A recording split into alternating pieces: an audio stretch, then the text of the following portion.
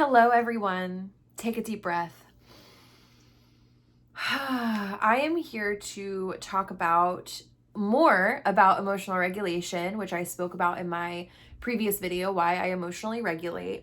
I want to expound more on that. And then today, because I'm feeling a little anxiety, I wanted to walk you through one of my practices. So, what I'm learning now, and I'm just like a little baby at this stuff. I'm really brand new.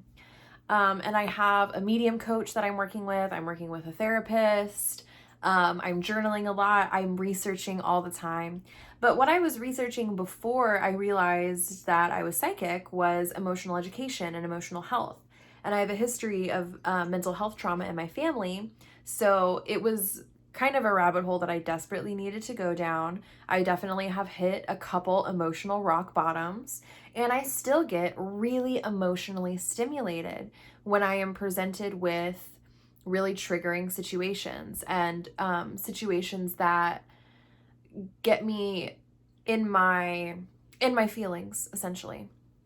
But the interesting thing that I'm learning now that I am psychic, I really rejected for a long time the concept of an empath, because here's how I see it, and here's how it's kind of felt for me, is that when I am starting to get feelings like I'm an empath, or even sometimes when I hear people online or like see memes about it, I think that's kind of what turns me off, is that there's a lot of memes that are like, ooh, I'm an empath, or like posts online that really trigger this, like resentment and abrasiveness. And when I see it, what I'm seeing is people that are reaching out because they do have empathic feelings, and they're picking up on the negative, or they're picking up on some kind of truth, or they're really just absorbing. But the thing that I think is useful for people that do really feel that way is that it's a superpower, and it requires an immense amount of responsibility and protection.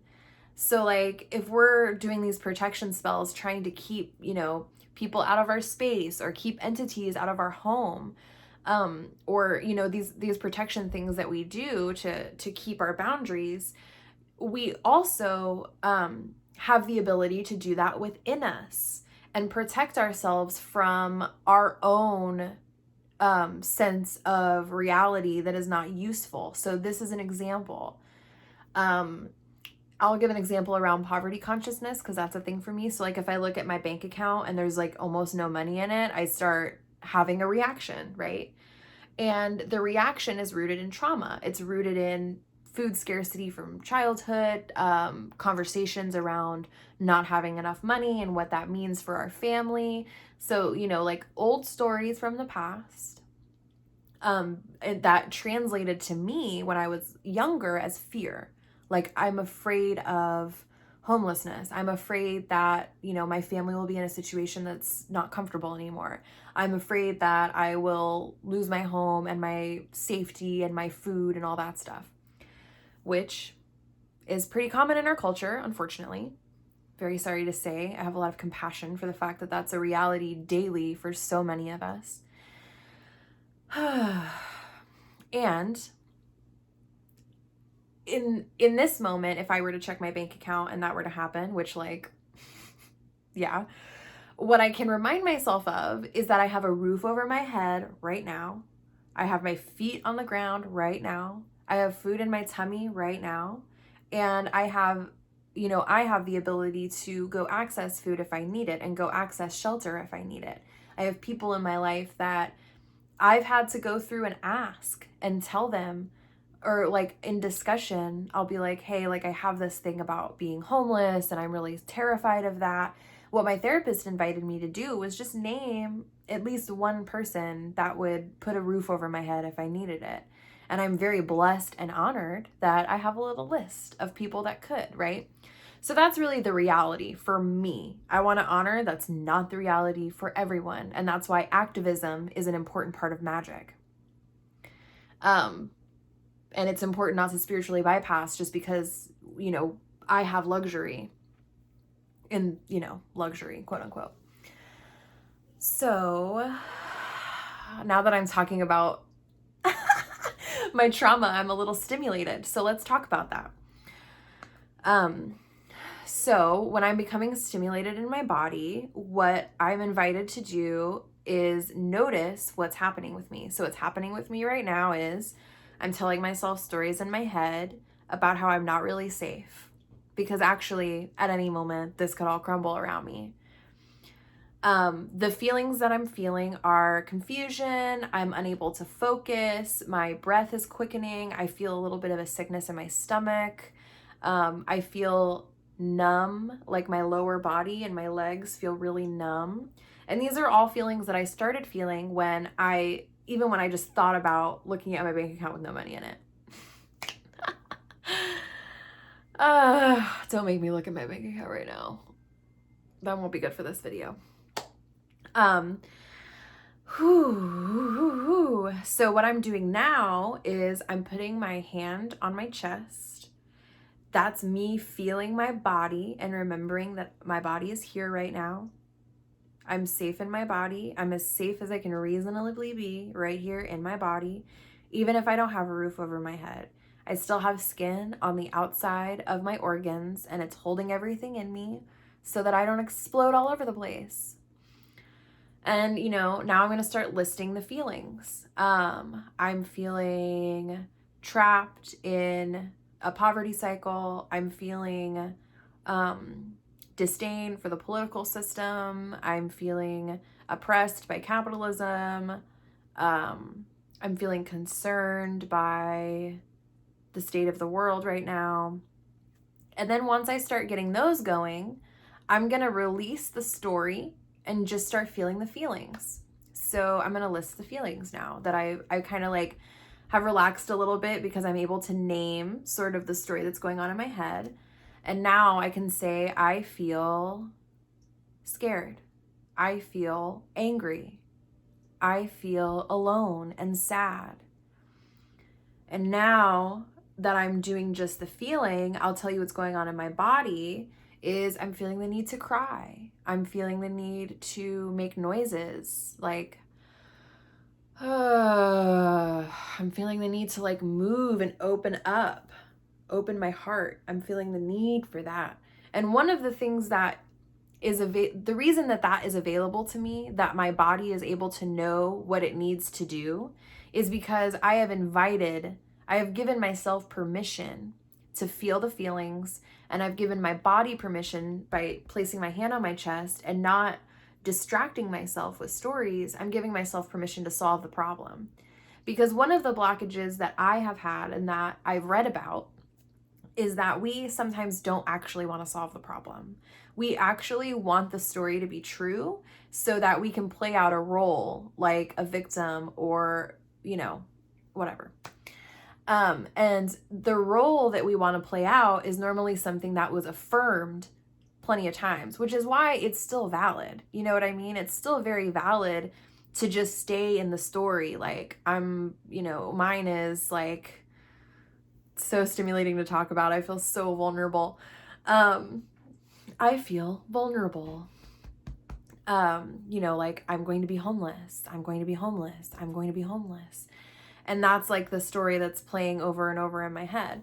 I know full well, if I were homeless, I would kill it. You know what I mean? I know full well that there's no value judgment around not having a home. There's no value judgment around living under a bridge. It's a circumstance that many of us have the potential to go through, and that any of us could,